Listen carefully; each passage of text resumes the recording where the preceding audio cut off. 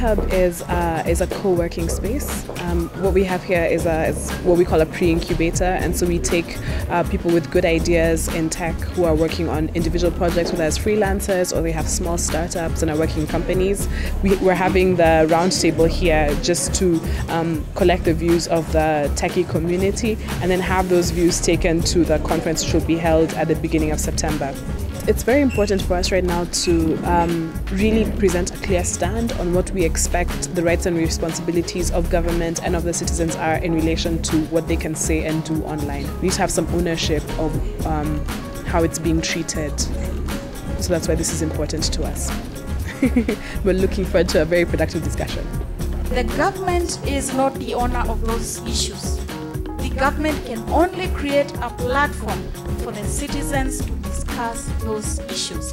Today's forum was actually designed to give Kenyans a platform to be able to discuss issues of concern in relation to freedom online, issues that should eventually be taken forward in terms of discussing further, but most importantly for consideration when formulating policy that affects freedom online.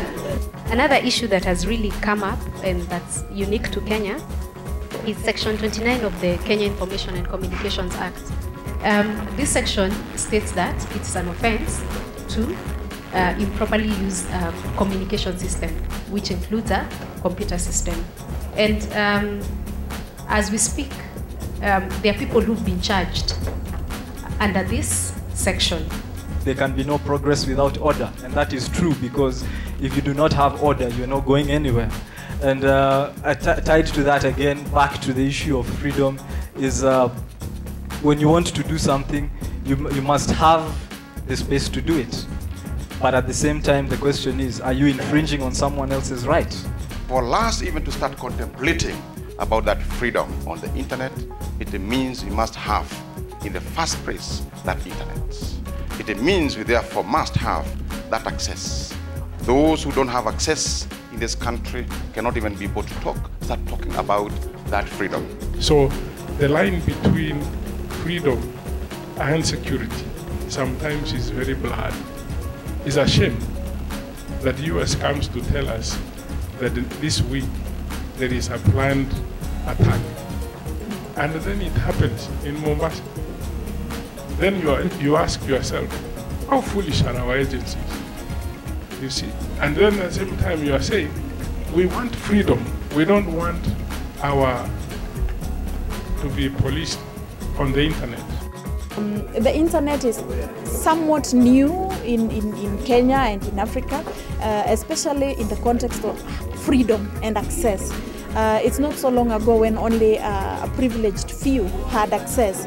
Today we are talking of percentages bigger than 30 accessing the internet every day. Majority of those are the youth, and Kenya's population has a lot of youth. There are people like my mother who grew up in another era. How are you helping the older generations? Because we have the freedom, but they don't feel like they are free because in their mind, whatever you say will be used against you. We can't look at freedom of expression only on the fact that it is telling people do not, but it's opening up spaces of what you can do. So this forum brought fresh thinking, youthful thinking, and the youthful thinking has a lot of different perceptions about what the future has, what are the challenges, what are the concerns, and they have the ability to look at the past, the future, given the empowerment that they enjoy today with all the access they have. So it has been very exciting, and we take away very useful inputs from them to take to the conference.